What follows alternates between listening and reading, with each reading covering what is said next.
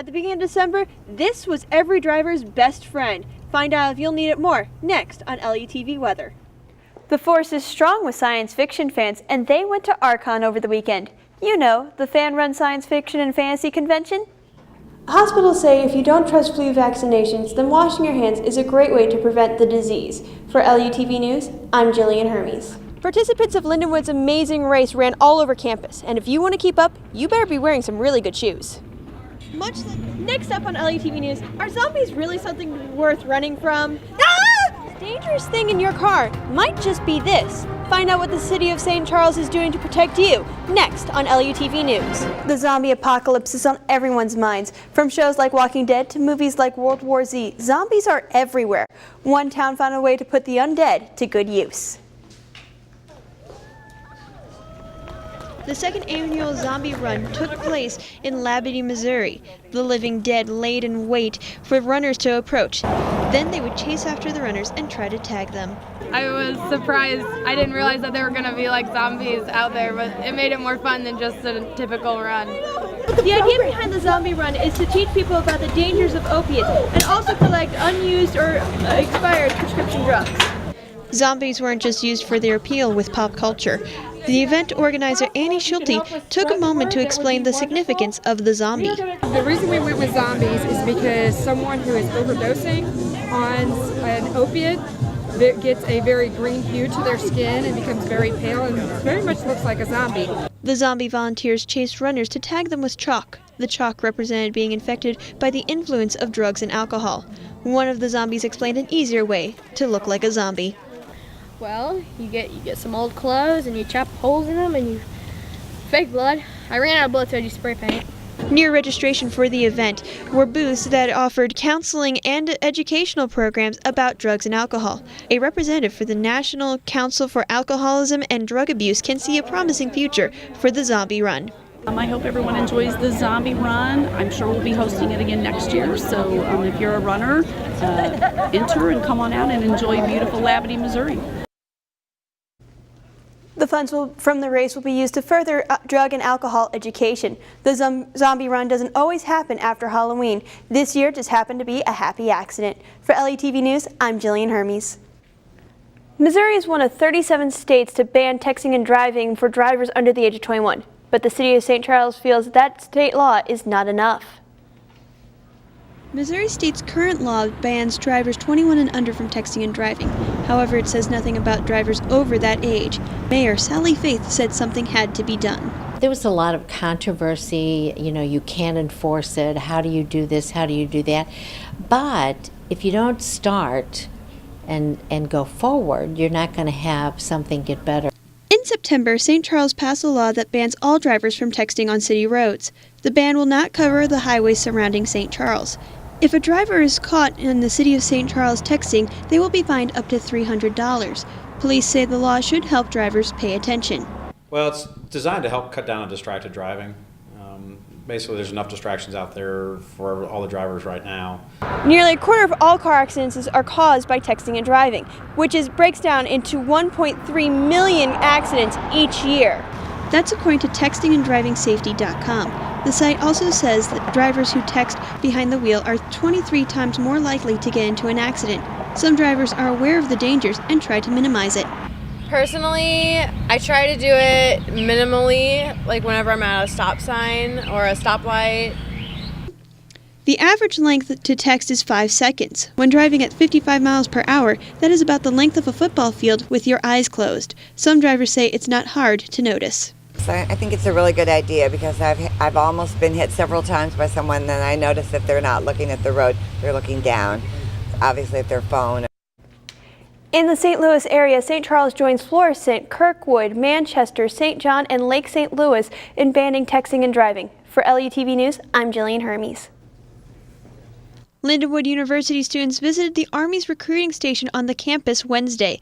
The main attraction, the Top Field Dragster, one of the world's fastest cars. Army show car driver Blake Elliott says that it's a good attention getter. So when I bring out the car, stuff like that, it gives them a chance to engage with the students and kind of give them different opportunities that the Army has to offer.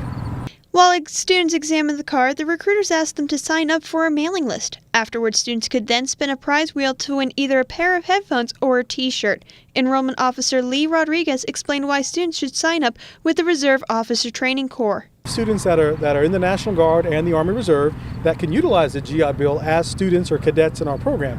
But the main difference with Army ROTC, it's a standalone program that we offer our own financial scholarships or benefits that students can apply for. Recruiters for the United States Army encourage students to sign up for a chance at a better future. The Army, however, is feeling the pinch of the weak economy. Lindenwood University student and cadet John Martinez has a plan for after Army life with his criminal justice degree.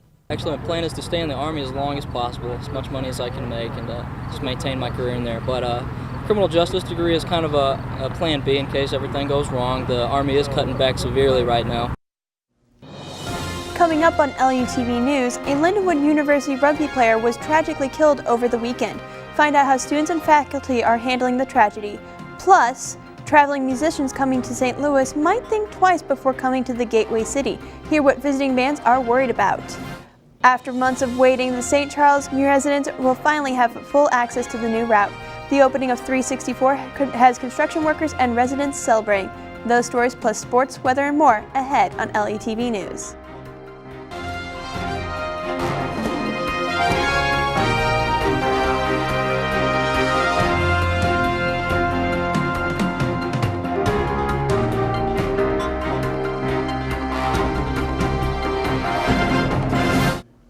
Welcome to this edition of LUTV News. I'm Jillian Hermes.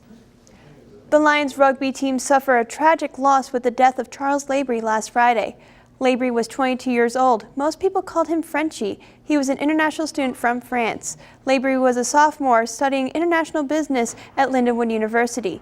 The Missouri State Highway Patrol says the accident happened on Interstate I-70 Friday morning. They say Labrie was attempting to walk across the highway. He was then struck by a first vehicle, a 2008 Honda Civic, and then by a second vehicle. The second vehicle was never identified. A weekend protest in Ferguson leads to 3 arrests. On Saturday, passing a vehicle bumped into a protester. Police arrested the driver along with the protester who damaged the man's car. They took a third man into custody when he ignored police orders to get out of the road. It is unclear whether they will face charges. A 5-year-old is under surveillance for Ebola. He was admitted after having a fever of 103 degrees. The boy and his family recently returned to New York from West Africa. New York has implemented a mandatory 21-day quarantine for people with contact with Ebola patients. Healthcare workers are looking to see if the boy had any contact with anyone with the disease. The boy is with his mother in the hospital. The rest of the family is quarantined in their apartment. A St. Charles man has a warrant out for his arrest. 32-year-old Jeremiah Crusoe was charged with first-degree sexual misconduct on Tuesday. He is accused of exposing himself to adults and children at a bus stop. The alleged misconduct took place on the 900 block of Rolling Thunder in O'Fallon. He faced $10,000 bond. If you have any information, contact O'Fallon Police Department at 636-379-5003. Governor Jay Nixon announced a $500,000 U.S. Department of Education grant will be used to strengthen schools. The local schools and regional response agents collaborate on designing individual school emergency response plans. The funding comes from a new competitive grant program which awarded $13 million to 25 states. Nixon says they are working on make this plan as responsible as possible. Coin connoisseurs from all over the country gathered under one roof on Saturday. The St. Charles Convention Center was the home of the annual Silver Dollar Rare Coin Expo. The event included individual booths with licensed sellers and auctioneers from all 50 states. Thousands of rare coins, watches, and jewelries were on the showcase for potential buyers and collectors. One vendor says he is pleased with the turnout and hopes the event will grow in the future.